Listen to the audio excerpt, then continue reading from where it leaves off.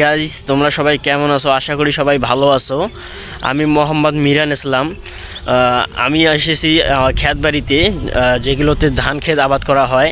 তো দেখাই যাচ্ছে আমি ধান ক্ষেতের দাঁড়িয়ে আছি। ঠিক আছে গাইস, তো আপনারা দেখতে পাচ্ছেন আমি ধান ক্ষেতের এদিকে আছি। এটা একটা সতী, আমরা বলি সতী, কেউ কেউ আবার নদীও বলে। ঠিক আছে গাইস, তো এই দেখুন আমাদের সেই গ্রামের দৃশ্য। এই দেখেন পানি দেখা যাচ্ছে। তো এগুলো পানি, এই যে আমি যে ধান ক্ষেতের মাঠটাতে দাঁড়িয়ে আছি, এই মাঠটাতেও কিন্তু একসময় পানি থাকে। ঠিক আছে গাইস, তো 6 মাস পানি থাকে এই ধান ক্ষেতের মাঠটাতে। 6 মাস পানি থাকে আর 6 মাস এখানে আবাদ করা হয়। 6 মাস বলতে কি, এই যে দেখা যাচ্ছে যে এখন পানি আড়াইতেছে।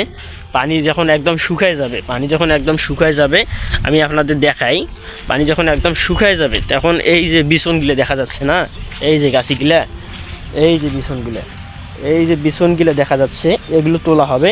এগুলো কিছুদিন পর তোলা হবে। আর এই পানিগুলো শুকাই গেলে এই বিছনগুলো তুইলা এবার এগুলোতে গাড়া হবে। ঠিক আছে গাইস, তা আপনারা দেখতেই পাচ্ছেন।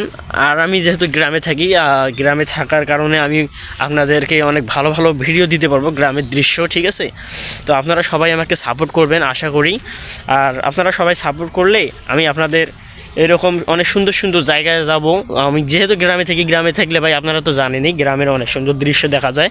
তো আমি আপনাদের সেরকম দৃশ্য দেখাবো। ঠিক আছে গাইস, তো এই দেখেন দেখা যাচ্ছে কি না, বর্তমান আকাশের ওইটা বেশি, তো রোদটা বেশি হওয়ার কারণে আর কি ওই দিকটা দেখা যাচ্ছে না। আর একটু হালকা হালকা কুয়াশা আছে, যেহেতু ভাই ঠান্ডার দিন।